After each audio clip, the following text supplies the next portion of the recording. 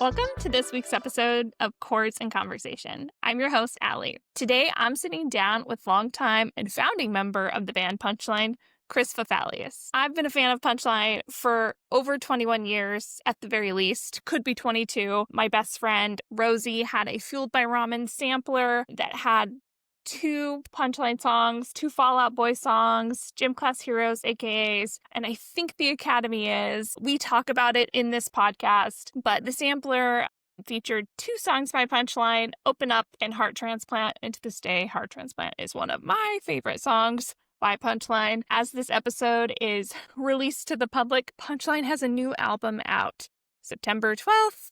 It's called Somewhere to Land.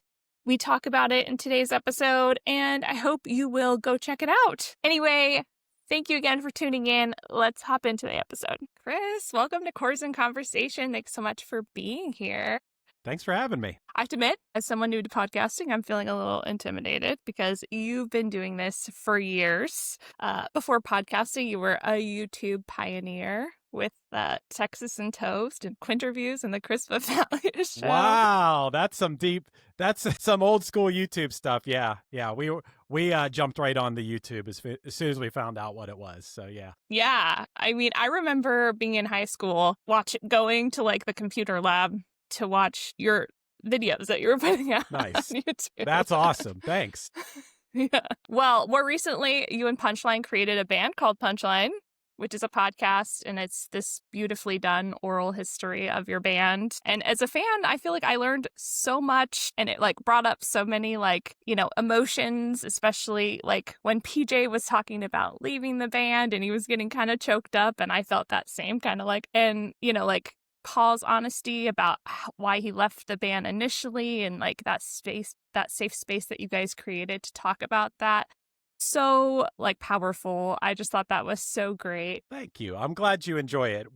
With that show, we're really approaching it like a documentary. So it's not like a standard podcast where we're releasing an episode week by week or bi-weekly or something. Like, we're really taking our time because we want to have people that were there and producers we worked with and friends that were on tour with us be part of it as well. So there's big gaps between episodes, but I think in the end, we'll have this whole story of our band. And I think part of it is we wanted to tell our story because we think there are interesting things about it, but also part of it is so we don't forget things.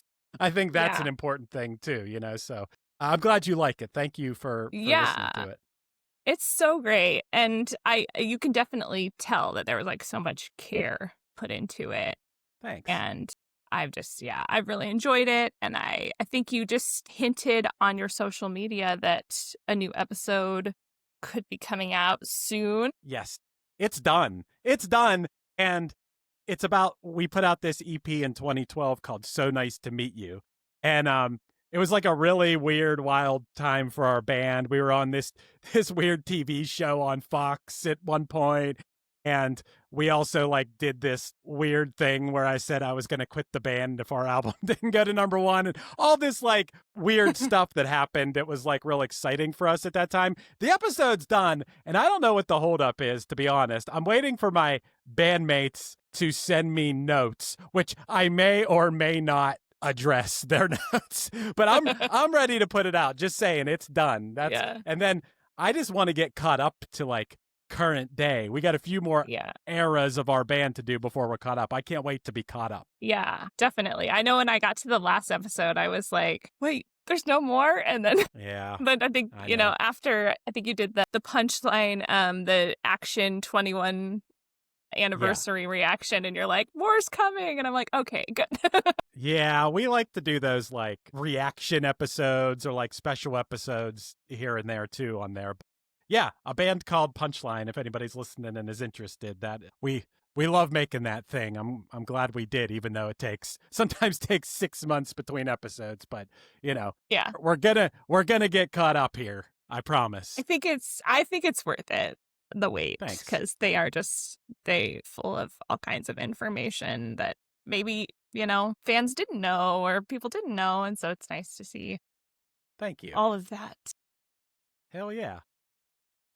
What was it like kind of going back and revisiting some of that old kind of A little bit weird because, like you already alluded to, like we talk about a lot of things that, you know, aren't great to talk about or rip the Band-Aid off of when, you know, there's certain things that have happened in the history of our band between us, you know, as we went, where, you know, we got to a point where we're like, hey, we all know what happened. Let's move past it and be friends again and move on.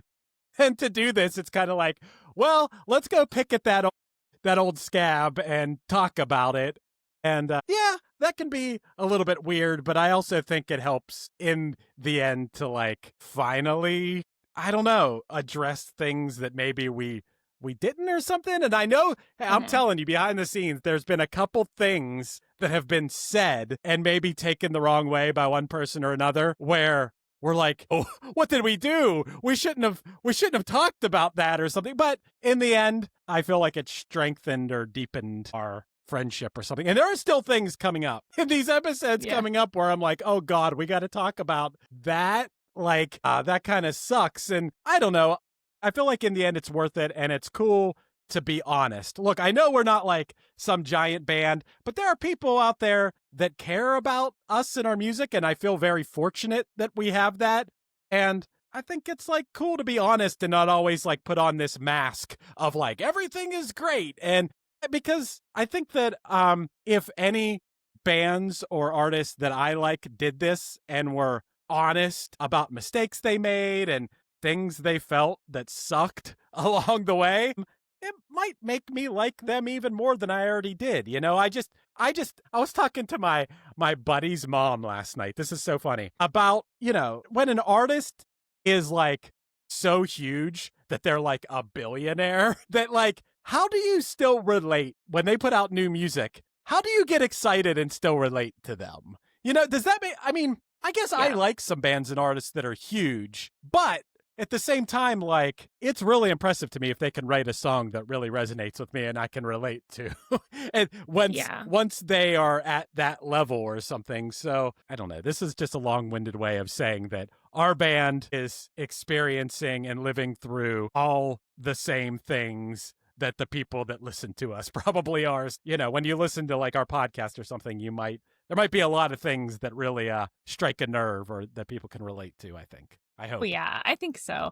And I think I also feel like just like the music industry around the time that Punchline, like around the Action era, like I feel like artists were so accessible. Like the internet was just kind of like getting going. And I really felt like there was a fan artist connection that I don't know that I see as much today, unless you kind of started in that period of time. Right.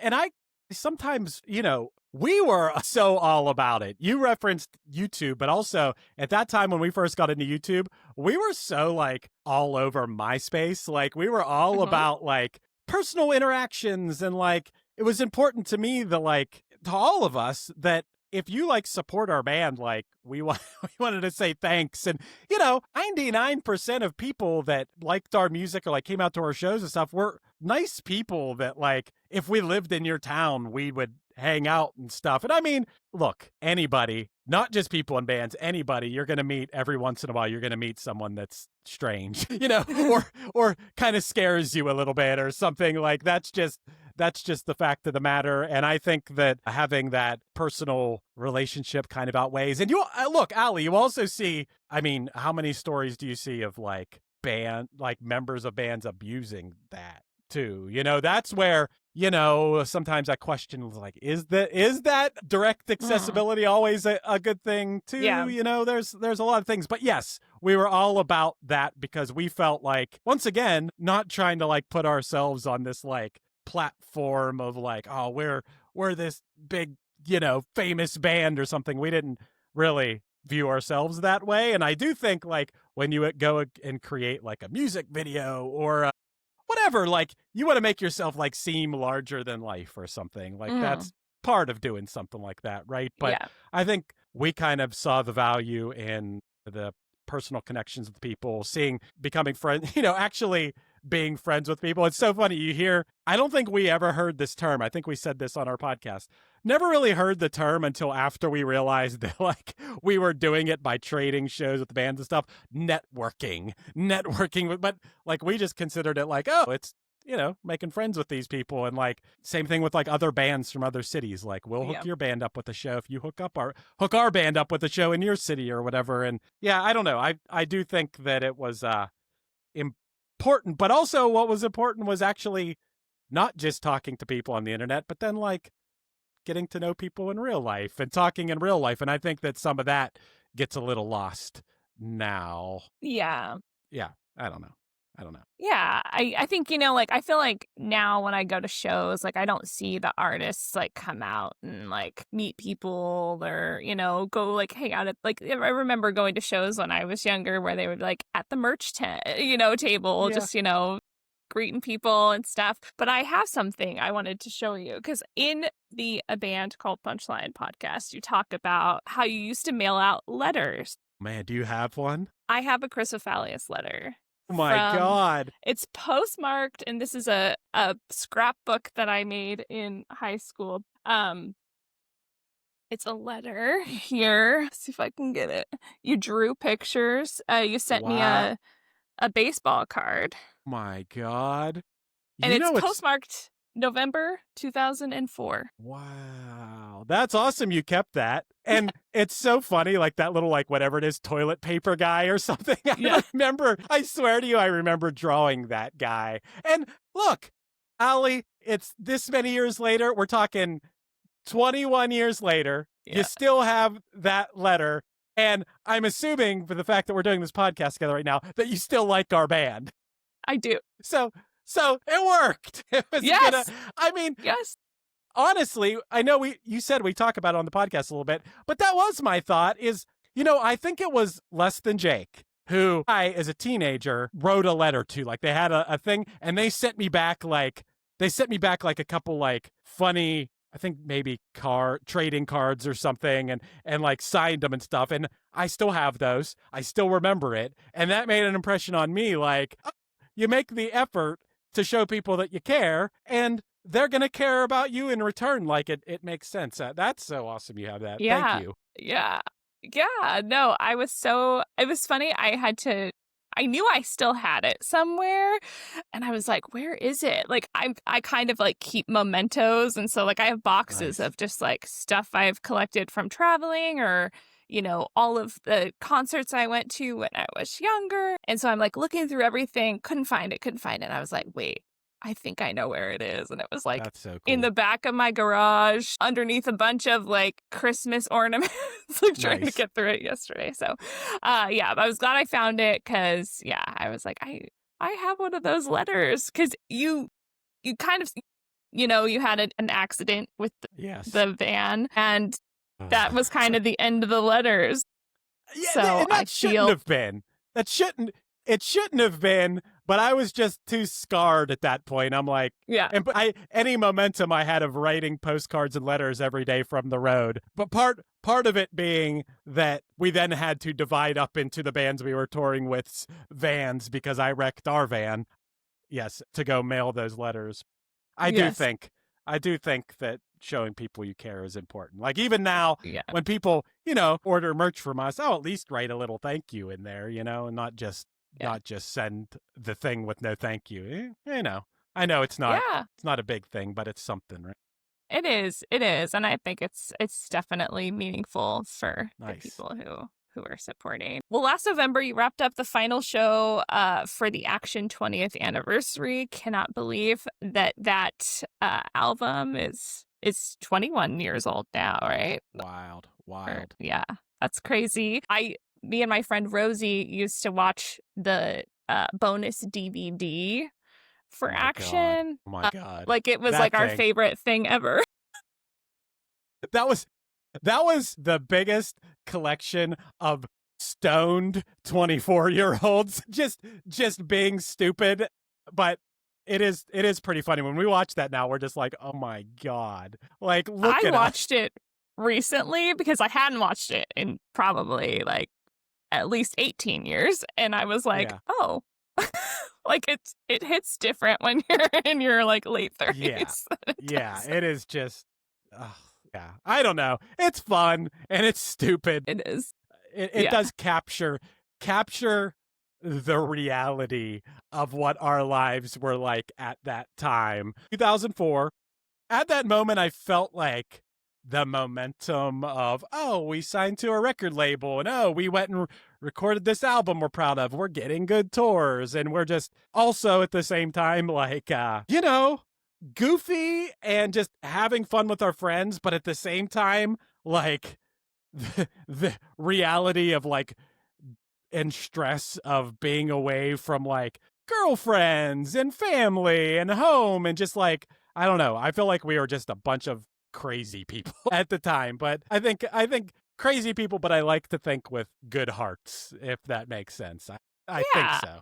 Yeah. And I think like the one thing I think I've always loved about Punchline is like it seems like you're always, and I mean not to say that you guys have definitely gone through, different trials and tribulations as a band over the last, gosh, how long has it been since you first got together? A long 20s. Yeah. Gosh. But like I feel like there's always been this like fun, goofy kind of energy that just makes it so much more enjoyable to kind Thanks. of interact. I hope that comes through. I do think what you're saying comes through in the music to a certain extent. I don't want to cross the line of like being too goofy in the music, but I do think like the exuberance comes out in the music. But what I'll say to that is that how stupid is it, or how like we saw in our world of music the bands that like took themselves so seriously, and and when you take yourself so seriously, it's like 100 times more cheesy than a band who is having fun and being Yeah. goofy. Like I think about the who I think are like some of the greatest artists of all time, the Beatles. I really love Ben Folds. Just the list goes, they might be giants. The list goes on and on of like people who I think wrote some of the best music ever, but also weren't afraid to like make themselves not look cool or something. Like didn't feel the need to always look cool. Weren't afraid to like laugh at themselves and stuff. And I think that's important to us. It's always been important to us. Yeah. Well, 37 Everywhere is turning 20 next year. Yeah. Any plans to celebrate that album? We're still we're in the talks of what to do. Definitely gonna do like a hometown anniversary show, maybe more than just our hometown of Pittsburgh for that. We're trying to balance I got no problem. We did a fraction. If someone like you who knew that album when it came out and then 20 years later, you have 20 years worth of memories attached to that. So I can't expect you to instantly attach to like when we release a new song or a new album. But, if there are people out there who maybe liked us back then and lost track of us over the years. What I would love to do is like, to a certain extent, do the nostalgic play of an album type shows, but also direct people towards newer stuff at the same time. Kind of like a 50-50 balance of like, look, we realize and we appreciate that you like our old music, but also we're still a band and still making new music. And I like to bring this point up that because our band never achieved that level of becoming millionaires from our music or something, that it forced us to keep working on our craft. And because look, there are exceptions to the rule, but I do think a lot of artists can achieve some crazy level of success and then get a little lazy on the, kind of phone it in on the songwriting and the whatever. I mean, I feel like that happens all the time. I think that's a fact. But I think that, we're getting ready to release a new album. And I think that if you like those albums, Action, 37 Everywhere, any album from our past, that our new music isn't too far removed that you're like, oh my God, this is some other band. But also like we've really worked on our craft for all these years and got better at our instruments and got better at writing songs and collaborating together and recording and stuff. So I don't know. I feel like having that balance is nice. And if Yeah. if there are people out there who like 37 Everywhere 20 years ago and we play some shows and they have a good time and we play those songs, but they also are made aware that we have all these other albums, and I think that that's worth doing. I think that's cool. Yeah. I recently went to a 20th anniversary show for Dallas Green City and Color band, and he did, his debut album sometimes. He played it in full, and then he took a quick break and came out and played like a whole set of like all of his music up to his current stuff. And it was just kind of like, that was a great mixture because it gets you like, got your nostalgia, but then you got, current music and kind of ran the gambit of all of those things. I think the thing with any music is just your connection to it and the feelings or emotions that it stirs up in you. So I think it's cool to think like, hey, I heard these songs when I was going through this, or it takes me back to a good time or helped me through a bad time or whatever. But then also, now you said you're at this concert. Now you're at this concert. Maybe you're hearing a new song. So now you can connect the new song to this moment where you're at this concert and maybe you're with your friends or maybe something's going on in your life. I think that's kind of the magic of music, right? Not to sound too woo-woo about it or whatever, but, I definitely feel that way as somebody who's been a music lover my entire life and loving to go to live shows. And I feel like there's, I listen to music constantly, have to have something going in the background, but live shows is just like, it's the greatest. You're just with a bunch of people and you've all been touched in some way by this music that you bought a ticket, you went, you showed up. I've traveled to see different bands. So like, there's just like, that's such a cool feeling to be amongst people that, have that same kind of connection. While it might be different for different reasons, it's just like such a cool experience. Absolutely. I feel like it's maybe I've just played so much music now that that it's a little harder to achieve this now for me. Not saying it doesn't happen, but I do remember being a teenager and being at a show of a band I like, a room full of people singing along, and then all of a sudden, and especially if it's a song where the lyrics hit you or something about that song really hits you, and just feeling like a euphoric feeling over you at a concert. And like, I don't know if people have felt that at my band's concerts, but if they have, if we've been able to, I felt it playing the music for sure. But like, that's such a cool, I know exactly what you're talking about. And I also always have music on. Like, I cannot, some people like silence. I always am listening to music. Always. It's weird. I don't think it's weird. I think it's totally relatable. It's, right. It's great. The one thing I will say about 37 Everywhere is that, just think of all of the people who now see 37 Everywhere. I am one of those people, and I think it's probably like my brain just kind of is looking for it now after all of these years, but it's still like, to me, I've kind of like been like, this is a good thing when I see 37. I'm telling you though, positive thing. I'm telling you that you could say like, hey, if we would have named it 44 Everywhere, that you'd have seen 44 Everywhere. But that number is weird because I think that number, for some reason, your brain goes to that as like if someone said, name a random number. For some reason, something about that number, because still TV shows, movies, like, yes. I'm talking every freaking movie or TV show.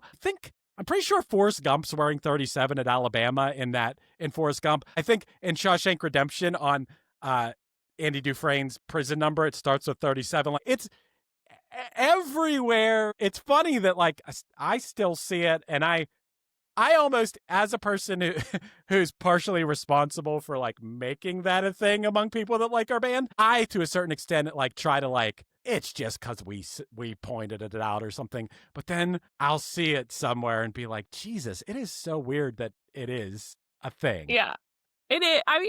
I do think it is, and I've noticed it in TV shows. I love the TV show New Girl, and I've seen it on, there's a Juror 237B, and there's like, I've seen it on one of the apartments, was like, they stopped, and it was apartment 37 behind. It's like so funny, because you will see it. I love New Girl. I've watched the entire series of New Girl. Like, it's one of the shows like I'll fall asleep to at night. You know, Yeah. I've watched just over and over and over. Did you say juror? I could probably point to exact episode when she had jury duty and who was Dimitri Martin? Was it Dimitri Martin who she had like a crush on who was another juror? Yes. I've look, Yeah. It's I a go great deep on it's New a Girl. great show. It is. I have seen it multiple times as well. It's one of those shows that's comfort to me. Hell yeah. Well, let's see here. What's your favorite Punchline song to play live? Let's get into. I can answer this one pretty easily. I think our song Universe is my favorite song to play live because there's a certain like 4 on the floor beat in it that's just really fun to play and rock to. There's just a certain, I know this is more of like from my perspective of like playing bass and rocking with my friends on stage more than, I mean, there's probably songs I could point to from like a lyrical or meaning perspective that should be higher than that, but it's so fun to play on like a basic caveman level that I would say Universe is my favorite Punchline song to play live. And there's no wrong answers. It's what Right. what feels good to you, and I think that's great. I listened to that song earlier today. Nice. Well, you guys are still releasing music, and we'll get to the new album here shortly. And you're playing shows, but it seems like maybe long haul touring across the country has slowed down. Do you think that that's a forever thing, or do you think you guys will get back out there? Is it a never say never scenario? You know, what happened to us is like it happened to a lot of bands.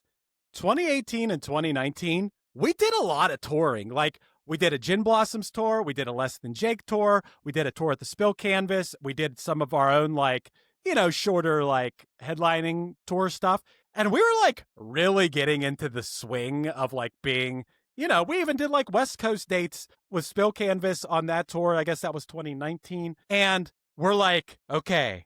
And this is still in the era of our still promoting our Lion album that came out in 2018, and back into the swing of things. And we got crushed by that pandemic, like a lot of people did. And getting back into the swing of it is hard, especially like there's a lot of what's the word I'm looking for? Maybe like politics of how do you get onto a tour? You gotta have some momentum. You gotta have something you're promoting. You gotta have, good draw and be able to prove that you have a good draw in these places to like submit yourself for a tour. Like there's certain places I know we can go and do a headlining show and have it be a decent show or a good show. But to go out for us and do a headlining full US would be very hard. And, from a financial aspect or whatever. So we kind of are back to a point like we got to build the momentum and hype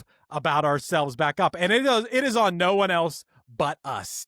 It is on us to do that. We can't rely on somebody else to do that. We have to do that. And I just think it's an everyday nonstop grind, a fun grind, but a grind of like, okay, we got to, release this song. We got to, release music and get it into people's ears and get the interest in us up. And if we get that interest up enough, then maybe we could get on this tour with this bigger band or whatever. And I think that's like the honest answer is like, we would absolutely, if we got offered a good tour and it was a full US tour, yeah, we're going to do it, but for now we have to be strategic so we don't like, we have to afford a van rental and hotel room and food and, any money to pay for our bills, our personal bills and stuff. Right. Like I hate that it comes down to that, but that's kind of the reality of it to a certain extent is if we can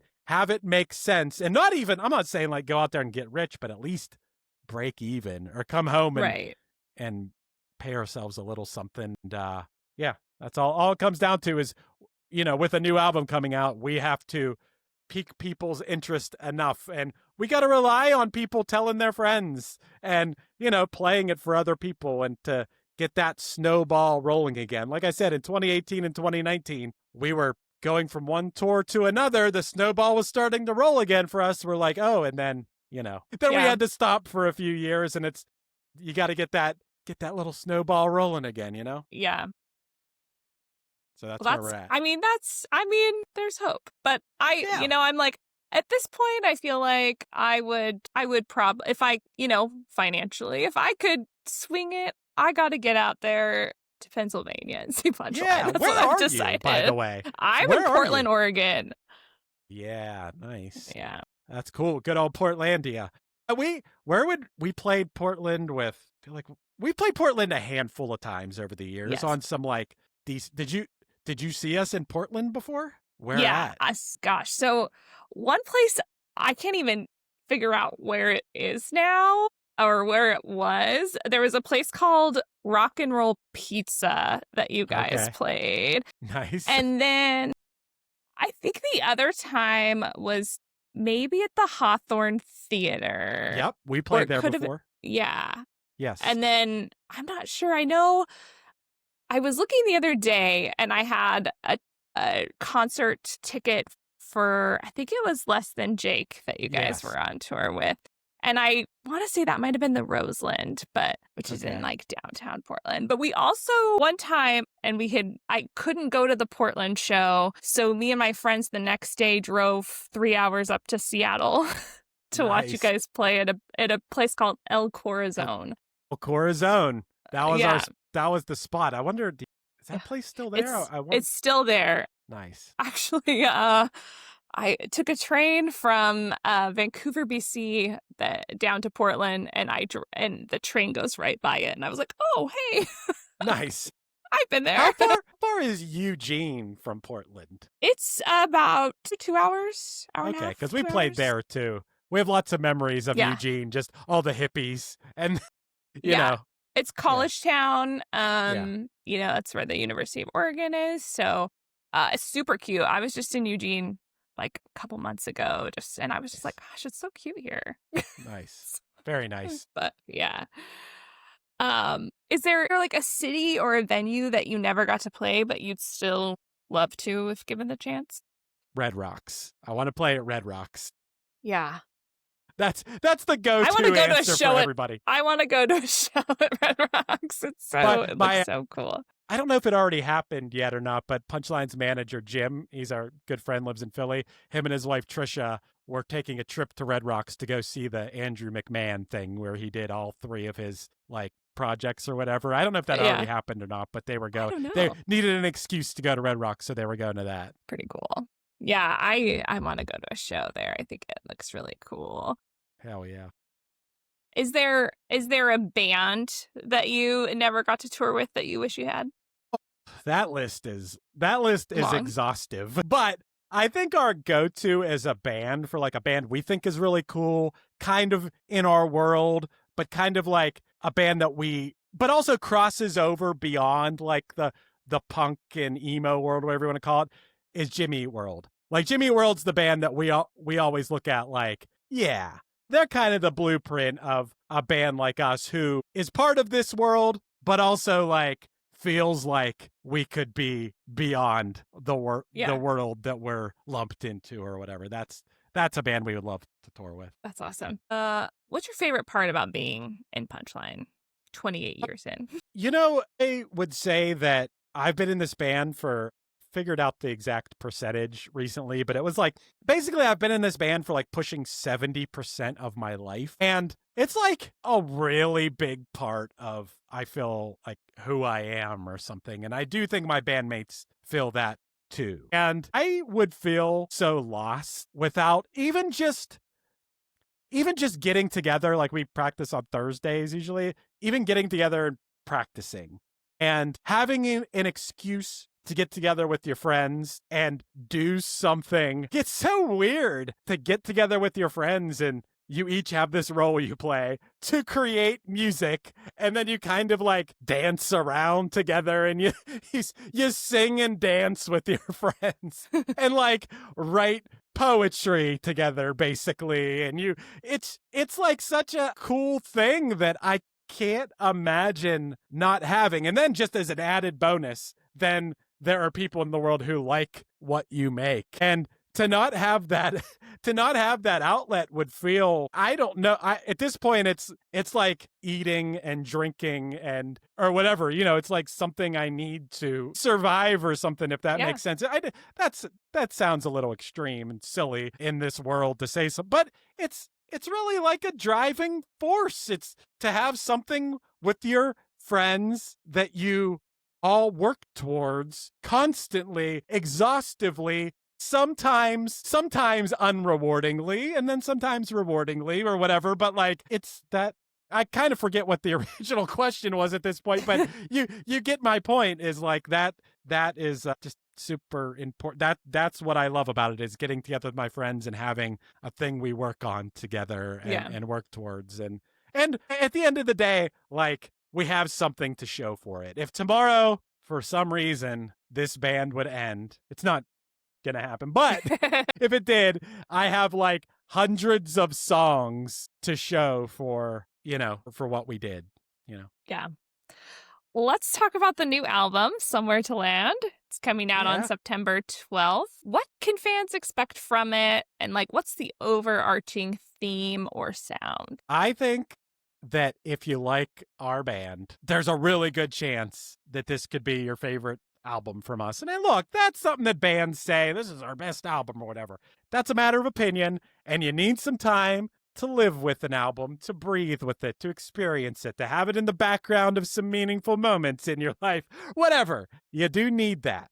But I think once you dive into it, put our hearts into it, it's both musically and lyrically, it's super authentic. I know, as far as, it's so funny, like my contributions songwriting wise on this album, even when I was writing them, I don't think I realized until the album was done and I'm listening back, like, I thought I was writing about like a general idea or like somebody I know. And then I listened to it, I'm like, oh my God, I am so clearly writing about myself and didn't even realize it in the moment. Now I listen to it, I'm like, oh my God, that should be obvious that you're writing about yourself, but I didn't think that when I was writing it. It was just, I'm a very stream of consciousness type person. When I write something, it's kind of like, it's so funny that the mic I'm recording this on with you right now is what I record demos on and stuff. So I'll like record the music and then just let myself sort of like freestyle whatever comes to mind melodically and lyrically, just spill out into the Logic session or whatever. And I won't think twice about it. And a lot of times that's what ends up being the final product. I'm talking about my personal contributions on this album, but right, it's like super real stuff from the heart. And I think that I'm really proud of the fact of how it sounds, that it's still us, but it's us as people in their early 40s, late 30s, like who have experienced a thing or two in life and aren't trying to I'm not throwing shade here, but sometimes in our world of music, I'll listen to a certain song or band and be like, are you trying to write music for like a 17-year-old or something like that? Like, that's not the reality of where we are. And I feel like we're writing music that we would like to listen to if we were just listeners, and it's coming from the heart. And if you want like more of like an overarching stylistically, I think it is, I will say we were pretty influenced. I named some bands we toured with. I feel like there's like a certain level. Actually, the next song we're going to release before the album comes out, we toured with the Gin Blossoms and we love the Gin Blossoms. And there's like a song on our album where it was like, wow, this is a really Gin Blossoms influenced song. So much so that then I went and saw Robin, the singer of the Gin Blossoms. He was singing for the Smithereens in Pittsburgh. I said, hey, we got a song on our new album that's very Gin Blossoms. He's like, send it to me. I'll play on it. I went, really? He's like, send it to me. Send it to him. He played on it on our album. Like, I do think like our influences come through pretty clearly on this album. And I take pride in the fact that the point I brought up about like, oh, if you could tour with anybody, Jimmy Eat World would be a band. I think that these songs could appeal to anyone from a kid to a elderly person. I do think that, like, not that we intentionally are trying to write some sort of low bar that but I do think that there's musically and lyrically that it could appeal to a lot of people. Man, I'm speaking in very broad terms. You probably meant that in a different way than I'm explaining it, but I think the songs are good. I think the recording is good, and I think if you like our band, you'll like it, and I think if you've never heard of our band, there's still a chance you'll like it. I think that's a good way to put it without getting too deep. Well, you've already released 2 singles, I Don't Want to Live Yes. in This World Anymore and Tunnel Vision. Are there any behind the scenes stories or insights you want to share about those tracks? Yeah. I Don't Want to Live in This World Anymore. What's so funny about that song is we've worked with the producer Mark McCluskey on a few. He's awesome. Awesome producer. He did our So Nice to Meet You. We've done other like random singles with him. He mixed our Lion album. We did our album Thrilled with him. We didn't do this album with him, but I Don't Want to Live in This World Anymore. We were recording with him at one point, and that was one of the songs that were like, we had a demo of, and sort of, it was an option of a song we were maybe going to do. And he didn't like that one because he's like, that's too negative. And we're like, that's a pretty good point or whatever at the time. Always, I really like that song and always kept it in the back of my mind of like, we should do that song. Like it. And I do get like, I want to be clear about this. And I'm sure you know this. It does not mean I want to kill myself. That is not what that song means. It's more like a exasperated, look at the world, look at what's going on in the country. It's like, you look at the news, look at every day of my life, Trump says something where it's like, oh my God, I don't even want to live in this world anymore. You know, it's like stuff like that where it's like, I can't, it's something we've all thought or whatever. And I felt like it's relatable and it matches what I feel like a lot of us are feeling. Even if you're not feeling that at every moment of the day, we all feel that at some point. Yeah. And if you dig into the lyrics of the song, we made it very clear lyrically that it doesn't mean that I don't want to live. It just means that I don't like the way things are and the things should be better. And maybe we can work to make them better. So even though we say, I don't want to live in this world anymore, probably 50 times in that song, it doesn't mean it's not like a song about suicide or something. if just to make that clear. And I thought that was very clear. And I was the guy in the band who pushed so hard. This has to be the first track on the album. This has to be. Other guys had other opinions. I was like, look, I'm going to die on this hill and I will compromise on other things. But this has to be the first song on the album. I feel like it grabs people's attention and I think that it's a relatable song. And in the end, I pushed hard enough that was the first song we released and the first track on the album. The song Tunnel Vision, speaking of of cute cities, a lot of this album was recorded at a place called the Kaleidoscope in Lancaster, PA. Now, if you know anything about Lancaster, PA, it's where a lot of Amish people are. And also, Lancaster has become probably the cutest town in Pennsylvania. And so we spent time recording in Lancaster, and it's just, you can walk everywhere, and there's little farmers markets, and there's like, it's just like such a nice place. I would live there in a second. It's about 3.5, 4 hours from Pittsburgh. And I just, the memories that I have from that song, which is, it is a totally different vibe from I Don't Want to Live in This World Anymore. It's a very upbeat, sort of happy. Is happy the right word? Maybe happy is the right word. It's an upbeat, optimistic song about, it's a love song, you know? Yeah. And I feel like it really matches like our moment when we were in the studio working on that song. And I'll tell you, Allie, I got to tell you, with all of the strife in the world and everything, I had a personal moment of crisis when we released that song. 'Cause I was like, is this song too happy and upbeat for what is currently happening in the world? And I feel like I'm the only person in the band who like had this crisis, like, because it is an unreasonable thought to a certain extent, because music is timeless and it doesn't have to always relate to what's whatever. But then, you know what calmed me down? This is so funny what calmed me down on this song. Do you know that song, that Sally song by Role Model? Do you know that Sally, what's the song called? Anyway, this song's huge now. I'm going to tell you this name of this song. Sally. It's called Sally When the Wine Runs Out by Role Model. Okay?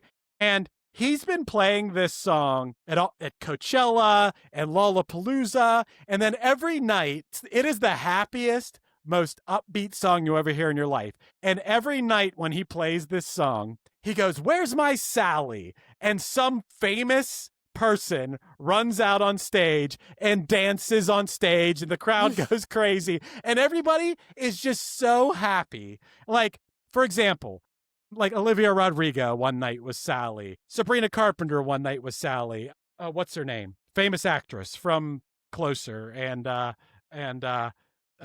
you know, she was, she's in the freaking Star Wars movies. Why can't I think of her name? My brain's, pretty actress who's in, the depression movie with Zach Braff. What the hell? Why can't I think of her name? Okay, no. Yes. Oh, Natalie Portman. Natalie Portman. Natalie Portman. One night, Natalie Portman ran out on stage and danced to. Why couldn't I think of her name? Natalie Portman ran on stage. But my point is here: if you hear the song, it's like the happiest song ever. And obviously, you know, there's a lot of things to be upset or angry or stressed about in the world. But sometimes it's okay to listen to a happy song and be uplifted for 3 minutes and enjoy that. And that like calmed me down. When I saw Natalie Portman run out on stage and like dance to this song, I was like, okay, it's okay to have a happy song every now and again. Yeah. I mean, I think just we need that in these times. You know, like anything that, you know, doesn't hurt other people that can bring us joy is a good thing.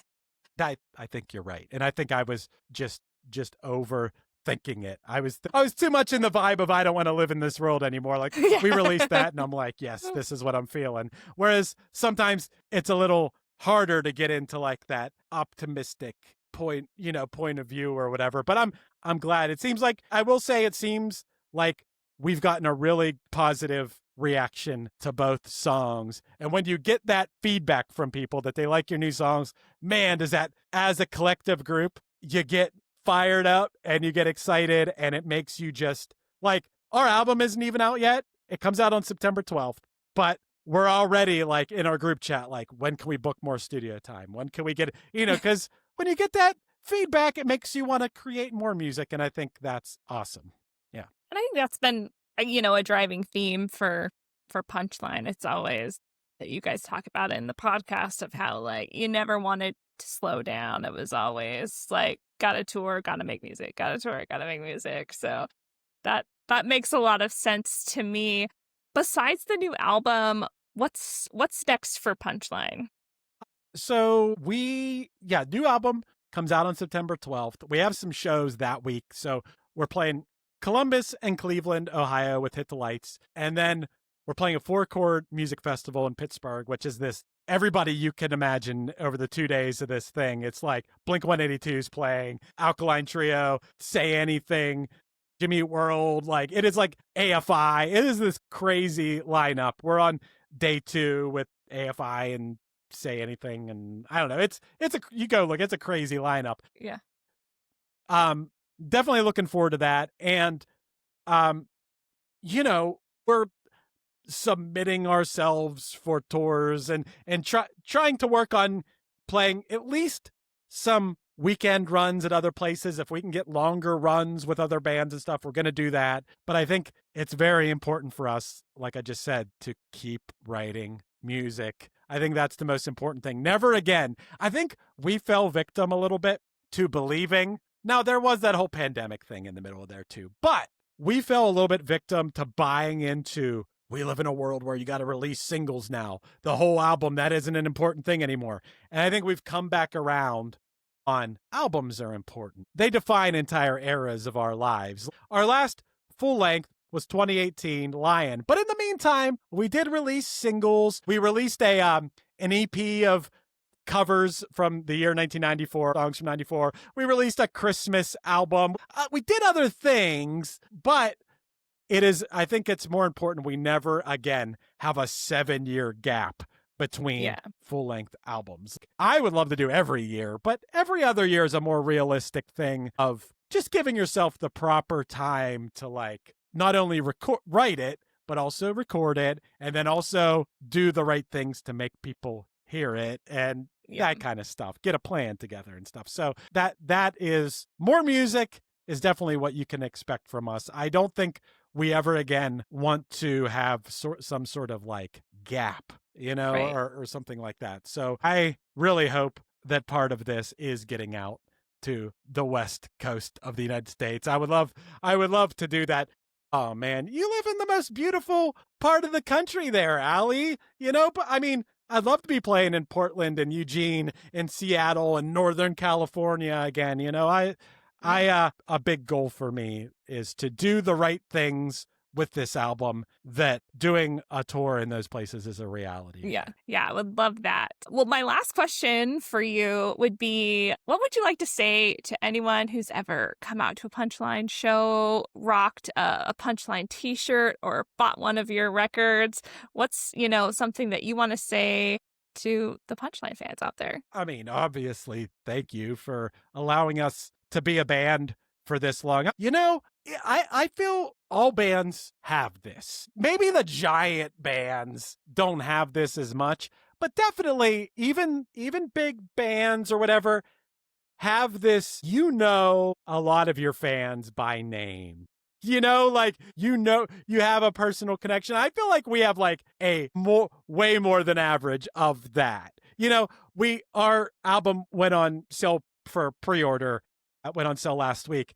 And as the orders are rolling in, every order that comes, I ship them, by the way. I'm getting ready. The band is buying me a bunch of shelving because the whole pallet of records is going to be at my house. And I'm like, yo, the band fund has to buy me shelving. I'm out of room at my house for all like the records and stuff and like t-shirts and hoodies or whatever. And they're like, yeah, that's fine. So in the next couple days here, I got to go out to Lowe's and get some shelving.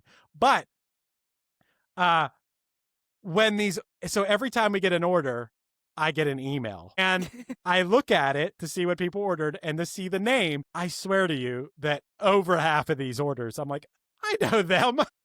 I'm seeing names of people that I consider a friend, like ordering our album, and it like warms my heart so much. And we have like a group text and we'll be like, this person ordered, oh, look, this person ordered a record and a hoodie from us. It's so funny to think like, I will say it's a funny thought that if you know us and you order something from us, there's a good chance that in the Punchline group text, we are taking a screenshot and saying, hey, look, John so-and-so ordered our album. That's nice of him. We're very appreciative of that. And the fact that, I don't know, if it wasn't, I do feel like probably all bands say this, but our people that are Punchline fans out there, I think they're the best fans in the world because, look, I'm talking to you right now. You've known us since, is 04 when you first were made aware of us, or even earlier? So, I first heard Punchline on a Fueled by Ramen sampler. And it had Open Up and Heart Transplant on it. And the rest is history. It had Fall Out Boy, the AKAs, I think. Yeah. I have that. Gosh. Yeah. It was the white one with there were two of them. I have them both. One of them had a girl in a bathtub that was full of ramen noodles. And then one of them, it wasn't that one. The one you had. It wasn't that one. The one you had, I know what you're talking about. It had 5 different bands, each with 2 songs on it. Yes. It was a black, white, and red, I think, and it had like a drawn ramen bowl on the front of it. And I think it said I Heart Fueled by Ramen on the cover of it. I still have a bunch of those. I'm trying to think of the other 2 bands on it. It was us, Fall Out Boy, AKAs. At that Gym Class Heroes on it? I don't.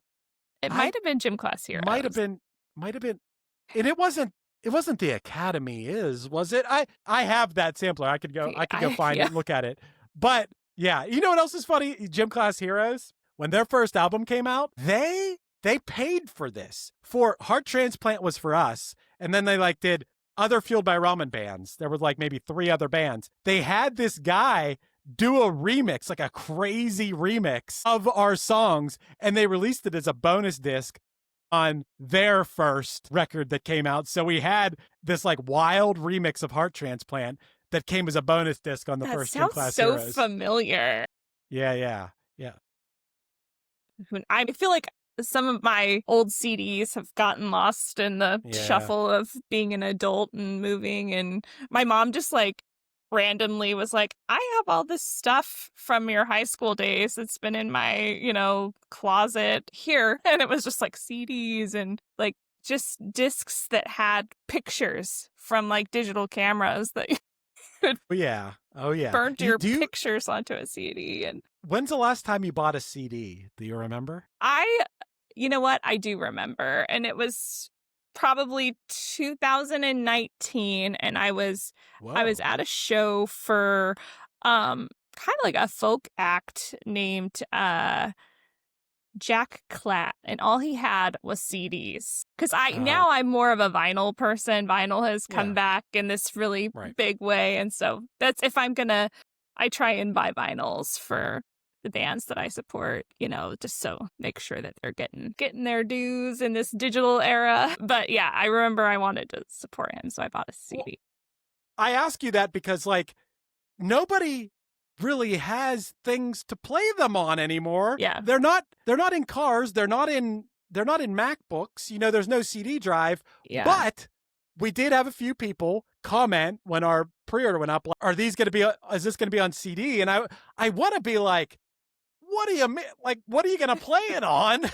But what's so funny about that is my girlfriend's son is 12, okay? And he loves Tyler, the Creator. Tyler, the Creator is his favorite artist. And he just released a new album like a week or 2 ago. And he pre-ordered and already got it in, a CD. And I'm like, what are you going to do with that? And I think that maybe they might come back a little bit. I wouldn't mind it because CDs are cheap to make. And I miss the days of we used to be able to rely on CD sales at shows, selling a $5 or $10 CD to pay for our gas and hotel room. And you can't rely on that anymore because they only cost like $2 a piece to make, and you could sell them for $10 and make 5 times your money on them. Yeah. So I do miss those days. And we all know, look, I stream music, but we all know we ain't making any money from that. Yeah. Yeah. That's why I always try and buy something physical, Me too. Or, of course, like, supporting like the live shows and, of course, all of that. Yeah. Well, Chris, thank you so much for joining me today. It has been such a pleasure getting to talk to you. Oh, yeah.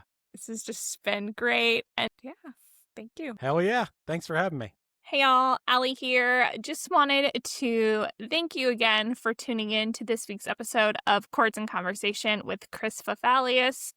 Punchline is a great band that I've been a fan of for many years, and they have a new album. It's out today. It's called Somewhere to Land, so go and stream that wherever you stream music. I have a copy of it here, and so excited for this album. It's really good, and I hope that you enjoyed this episode. If you did, please like, subscribe, and send to the music lover in your life. Take care, and I will see you next time for Chords and Conversation.